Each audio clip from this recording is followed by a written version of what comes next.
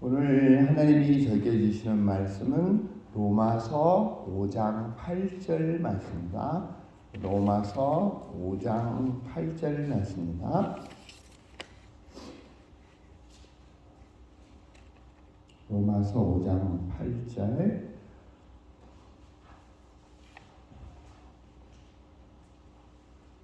제가 봉독해 드리겠습니다.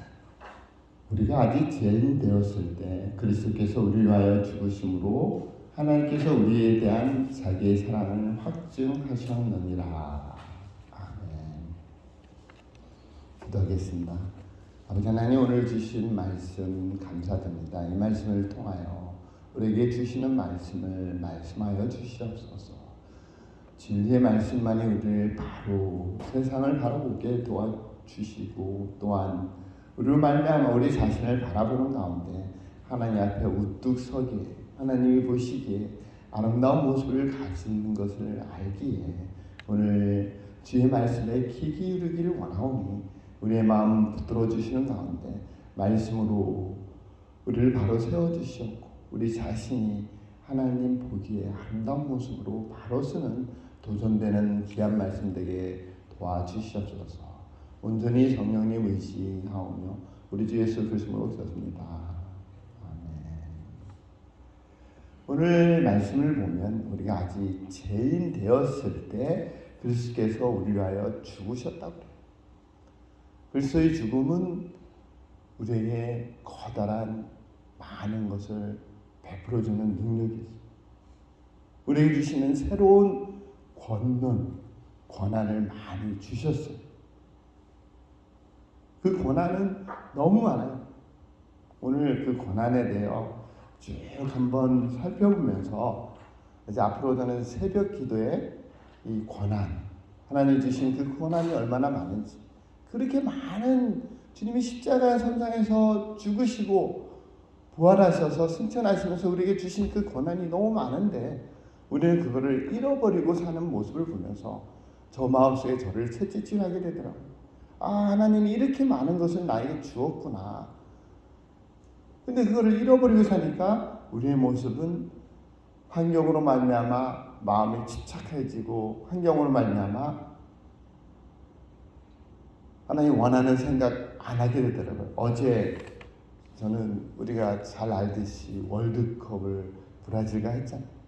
하자마자 한 골을 먹고 또 페널을 주면서 2골을 먹고 3골을 먹고 4골을 먹었어요. 4골, 한 2골까지 먹었을 때는 속으로 그래도 우리나라 선수들 쟁쟁한 멤버들이 있으니까 충분히 만회할 거라고 생각을 했는데 3골을 먹고 4골을 먹고 나서는 이거는 넘어갈 수 없는 불가능이구나.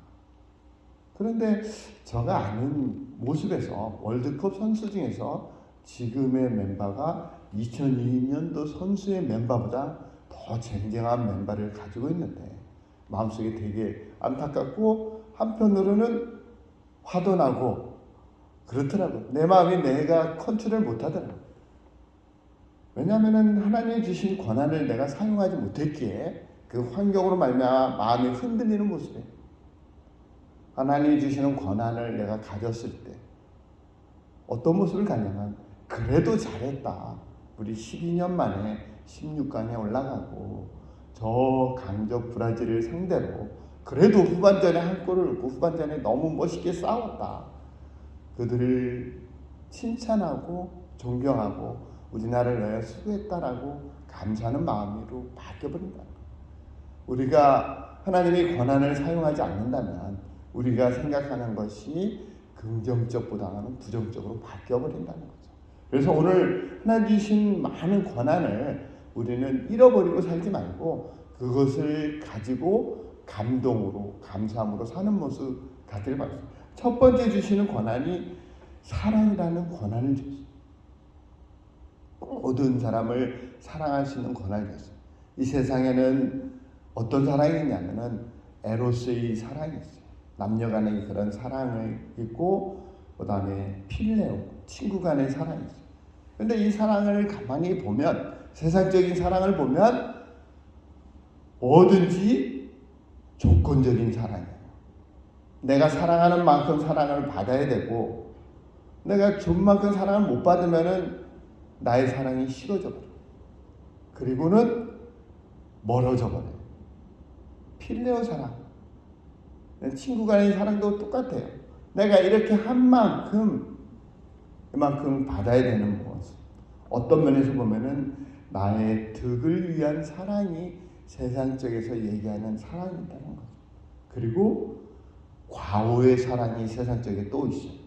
이거는 다른 사람 앞에서 과오 잡는 것. 내가 예쁜 여자를 취하면은, 사귀면은 그거를 가지고 나는 이런 사람이다 하고 과오를 잡는 그런 사랑이 세상적인 사랑이에요. 그리고 또 지배적인 사랑이 있어요.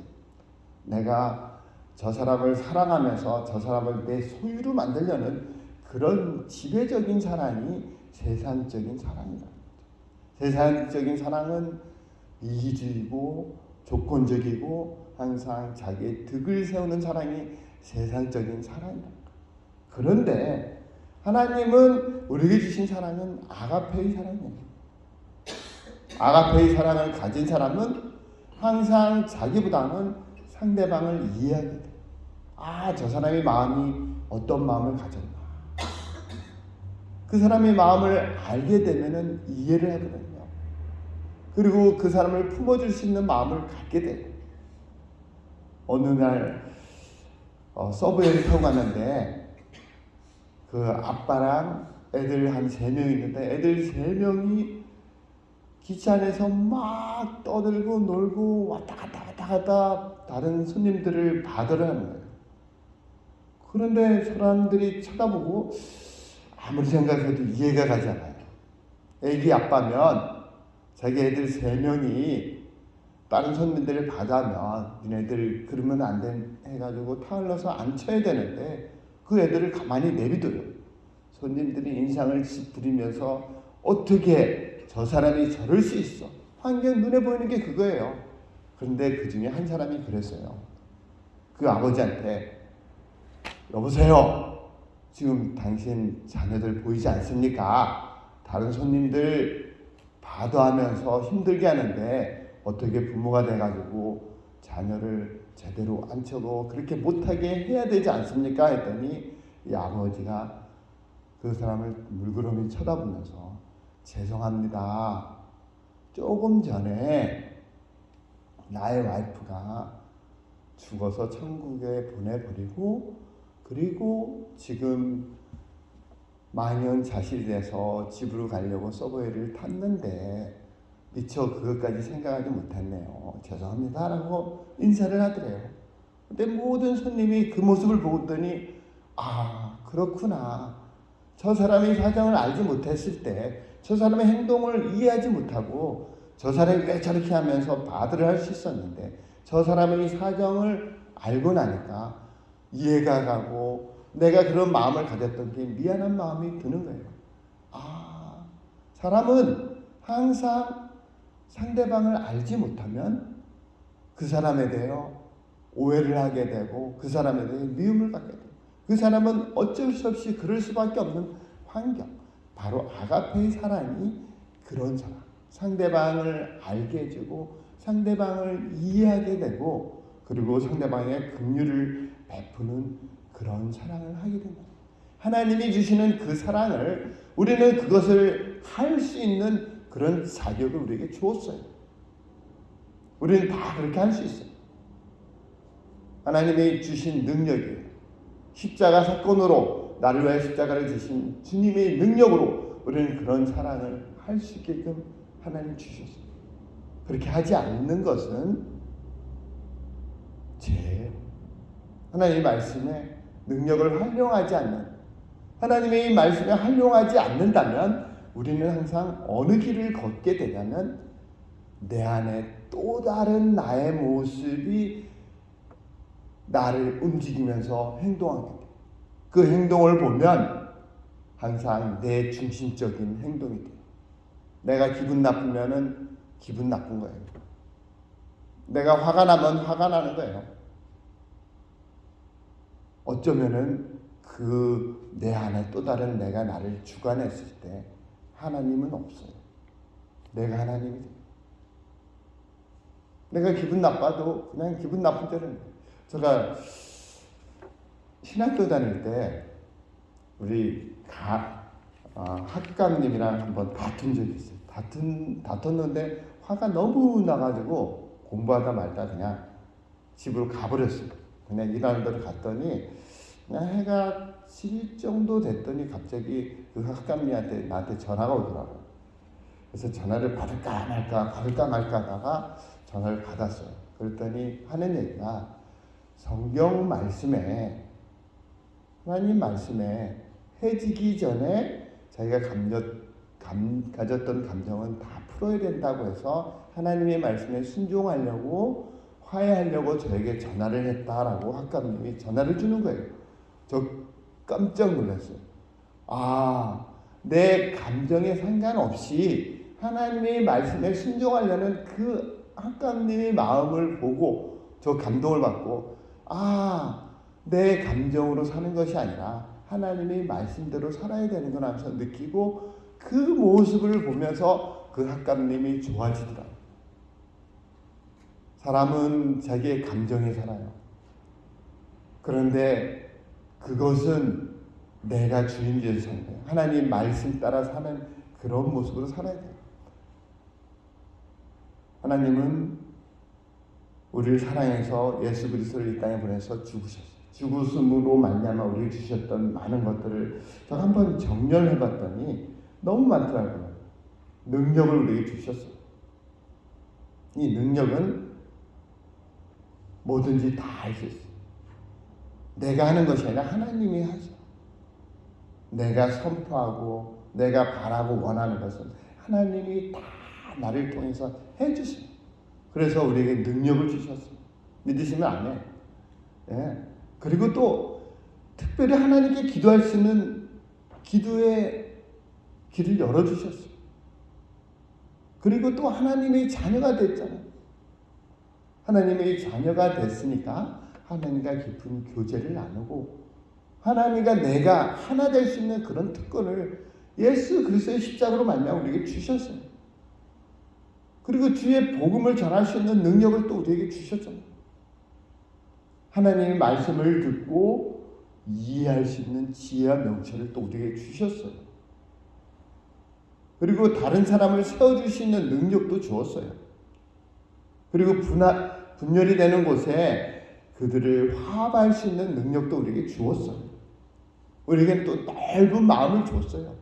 뭐든지 품을 수 있는 넓은 마음을 우리 주 예수 그리스도의 십자가로 말미암아 또 우리에게 줬어요. 또한 하나님을 찬양할 수 있는 능력을 우리에게 주었단 말이에요. 그리고 다른 사람을 변화시킬 수 있는 능력도 줬어요.